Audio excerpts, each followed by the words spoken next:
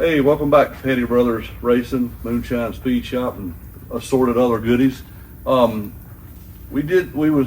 a episode we did the other day, and we had these two gentlemen. This is Travis Owens, Billy Biscoe, our local expert on some of the stuff that we've had to ask, and they were having a discussion all their own about some of the processes and how this car would start from start to finish. And so Travis has been kind of the new guy. This is the old guy. We're going to let them go through some stuff. I'm going to step aside and let them go. So hope you enjoyed the episode. Make sure you like and subscribe and keep coming. Billy, you were talking about how you cut the bumpers.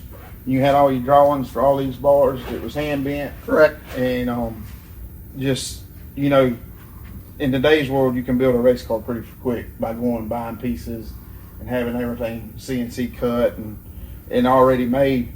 But just kind of give these guys an idea of when you would start a car. Just say we was going to run this car in February at Daytona 74. You probably started it in late of 73 or October, November, or somewhere around in there. More right? like August. August, yeah.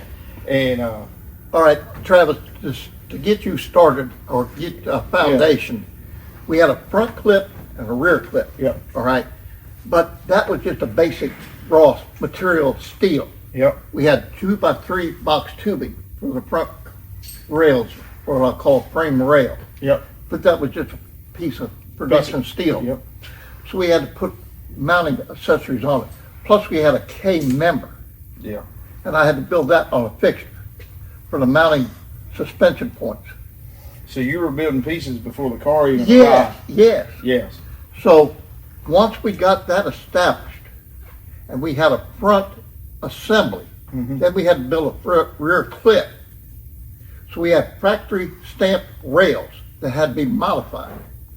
So anything you probably got from Chrysler or whatever, It all had to be on. yeah. There was no just getting it in here and putting No, it on. no. So even the stuff that you did get, you still had to alter. Exactly. And then you finished up the front clip and you altered the rear clip and Yes. then you had a center section. Well, yes, we did. But we had to have this front and rear clip to start with. Okay. Then we put it together on a surface plate. All right. Then we had to go by the rules for a tread width and a wheelbase. Okay. All right. Then we had a mock-up engine. Yep. You had to line up the your spark height. plug with the ball joint for engine setback. Okay. Then you had a crankshaft rule from the crankshaft to the racetrack for a height. And from the center of the carburetor back to the firewall for air cleaner distance. You follow me? Yep. And then you had to locate your roof. All right. But then after that, we had to figure out a windshield bed and a roof height. And then once you got all that, then you figured out where you had to put you had to build a firewall.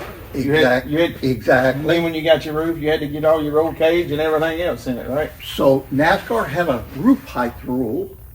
So we knew from the windshield bed back 10 inches, we had a height rule. Yeah. So we had to establish that first. Yep. So now we've got a roof height and a windshield length. That determines where the firewall is going to be. So once you located engines, tread width, wheelbase, and all that, you had a box that you could work around. Then we could apply the two sides together with same frame rails, and then start a structure for a roll cage. And then early on in the process, we didn't talk about it, but early on in the process, you had to figure out whether it was going to be a short track car or a super speedway car, and that determined what kind of suspension mounts you put on it. We correct? pretty much knew that when we built the when you built the car. Okay. because we knew a tread width rule. But going back, you probably a 6-month process of building just building one car.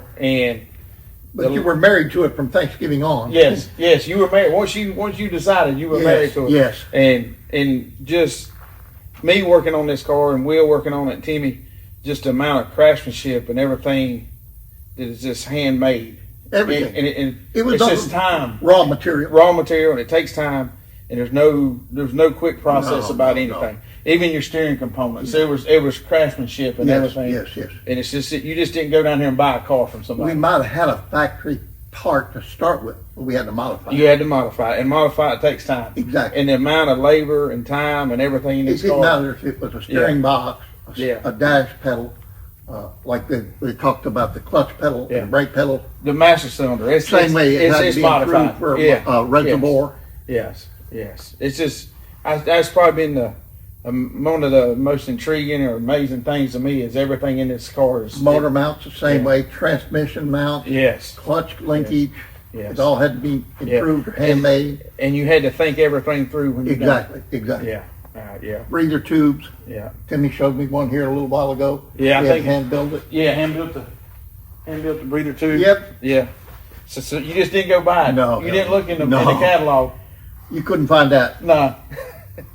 All right, Billy. That was good. I just wanted to give people an insight on how long how long it took us to restore it, but also how long it took you guys to build one from scratch. 600 hours. 600 hours. It's about what it takes. That's Man a- hours. Yeah. But you had to rely on your machinist as well as the team fabricators. It Yeah. wasn't a one-man show. No. It took a team of talented people. Yes. Talented people. Duct work, Yes. heliarc people, Yeah. a There's lot of nothing. fabricators. Yeah, a lot of fabricators, a lot of talented Yes, mechanics. yes, Everybody. Just everybody working together and thinking together. exactly. So when you hear a driver talk about, I like to thank the boys back at the shop, that's who they're thanking. Yes. A lot of ownership in what went on in this yeah. race car. Yes, Yeah. absolutely. A lot of skin knuckles. Yes, sir. All right. Well, that's I hope that answers some of your questions. I did. All right. Thank you, Billy.